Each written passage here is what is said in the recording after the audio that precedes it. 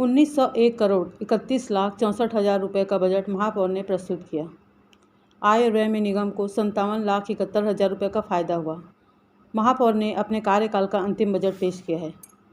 10.15 करोड़ रुपये की लागत से वर्ल्ड स्किल सेंटर, 5 करोड़ की राशि महादेव घाट का सौंदर्यीकरण के लिए, 50 लाख रुपये से आवारा कुत्तों के लिए बनेगा डॉग शेल्टर, 5 करोड़ रुपये कलाकारों के लिए कला एवं सांस्कृतिक मंच, 5 करोड़ रुपए की लागत से योगा सेंटर एवं जिम उद्यान, 6 करोड़ की लागत से 3 मिनी स्टेडियम, 5 करोड़ रुपए स्वरोजगार के लिए, 15 करोड़ रुपए की लागत जी रोड का विकास के लिए, 10 करोड़ रुपए की लागत से मल्टी एक्टिविटी सेंटर, 10 करोड़ रुपए बच्चों के लिए अप्पू घर का निर्माण, 8 करोड़ रुपए की लागत से बनेगा मिनी टाइम स्क्वायर, 500 करोड़ का प्रस्ताव मेट्रो लाइन ट्रेन के लिए। स्मार्ट सिटी आपने बना दिया रायपुर को अपने कार्यकाल में।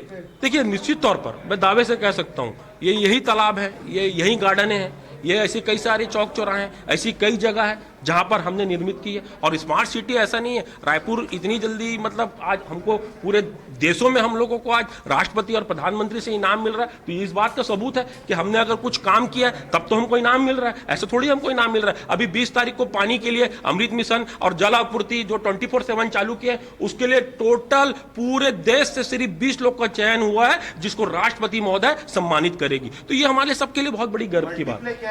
मल्टीप्ले, आपको एक बात बता दूं मैं, मल्टीप्ले ये वो ग्राउंड है, वो ये है कि हम लोग कई बार अभी बीच में हमने एक वो देखा था यूट्यूब में कि एक लड़का नीचे में जस्ट जहां पर फ्लाईओवर बने उसके नीचे में वो क्रिकेट खेल रहा है। तो इसी तरीके का जो है क्रिकेट का भी ग्राउंड, बैडमिंटन का भी ग्राउंड, बहुत सारी चीज वहां पर तैयार की जाएगी। समय में हटा दिया, लेकिन अच्छा मौका था क्योंकि अब सरकार बदली है तो भाई आप लोग पेश करते तो हो सकता था आज। अब देखिए, मैं पहले कहा कि मैं इस बार क्योंकि अंतिम बजट है इसलिए मैं हवाई बहुत कुछ नहीं करना चाहता था। और ये सबको पता है कि जब आदमी बजट प्रस्तुत करता है तो 100 का काम पूरा नहीं कर सकता है। और मुझे इस बार मैंने पहले बोल दिया था जब मैं बजट बनाने बैठा था, मैं वही काम को करूंगा जो काम 1 साल के अंदर में हो सकता है। इसलिए मैंने हवाई कोई चीज प्रस्तुत नहीं करी है। जो कुछ की अब अंडर वो वहां पर अभी भी बिलासपुर में, अभी भी बिलासपुर का नाम खोदापुर चलता है, अभी भी वहां पर लोग इसके लिए जूझ रहे हैं। तो इसलिए मैंने ये वाले बजट को भी अपने प्रस्तुत नहीं किया है। मगर ये जरूर है मैं सरकार को इसके लिए अंडरग्राउंड सीवरेज के लिए मैं चिट्ठी जरूर लिखूंगा। मल्टीप्ले अंडर हुआ है और मुझे लगता है कि इस बजट से, क्योंकि हमने हवाई बजट नहीं बनाया है, हमने ऐसा कोई बजट प्रस्तुत नहीं किया है जो खाली हवा में हो। इसके पहले भी जब हमने बीपीओ सेंटर लाया था, इसके पहले भी जब हमने महिला के उद्यमिक विकास के लिए जब हमने जो 100 जो वहाँ पर 1000 जो कढ़ाई और सिलाई के लिए जो उनके रोजगार के लिए जो खोला था, तब बहुत सारे लोग इस पे बहुत टिक्का टिप्पणी कर रहे थे इसी सदन में। मगर मुझे खुशी इस बात की है कि आज वहाँ पर 1000 युवाओं को रोजगार मिल रहा है।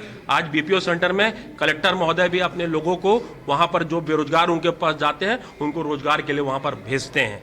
मुझे खुशी इस बात की है कि महिलाओं को सिलाई और कढ़ाई से काम से भी जोड़ा जाएगा। वो जो भवन है महुआ में जिसका उद्घाटन माननीय पूर्व मुख्यमंत्री आदरणीय भूपेश बघेल जी ने किया था, मुझे लगता है कि वह भी 2 महीने में तैयार हो जाएगा। वहां पर भी कम से कम 1000 महिलाओं को रोजगार मिलने लगेगा, जिसमें महिलाएं 8 से 10,000 रुपया कमा सकेगी। तो मुझे लगता है कि जो बातें हमने की थी, जो चीज अभी हमने बहुत सारी चीज ऐसे लाई हैं जो युवाओं के लिए है, बहुत सारी चीज ऐसे हैं जो हमारी बहनों के लिए हैं, बहुत सारी चीजें ऐसी हैं जो बुजुर्ग, मैंने जो पहली बात बोली थी। और इस बार का जो बजट है, कोई भी ऐसा बजट नहीं है जो एकदम हवाई हो, जिसमें हम लोगों को बहुत सोचना पड़े, बहुत ज्यादा जमीन के बारे में सोचना पड़े, बहुत ज्यादा पैसे के बारे में सोचना पड़े।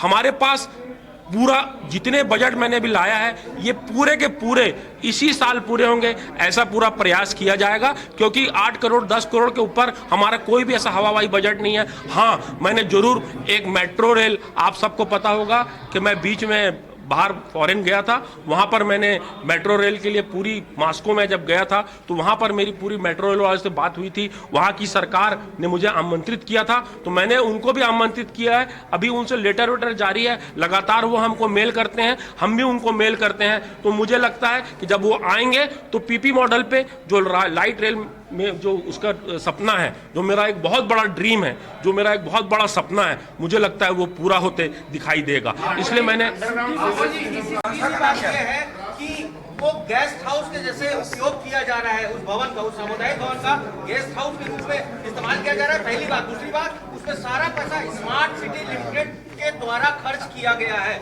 यही हमारा सवाल था, यही हमारा सवाल था भाई कि स्मार्ट सिटी और नगर निगम के पैसे से अगर कोई भवन बन रहा है, आप उसे किसी को कैसे ऐसे आवंटन कर सकते हैं? और वो भी ऐसा आवंटन, अगर स्मार्ट सिटी या नगर निगम कोई भवन बना रही है, उसको जनता को समर्पित कर देना चाहिए।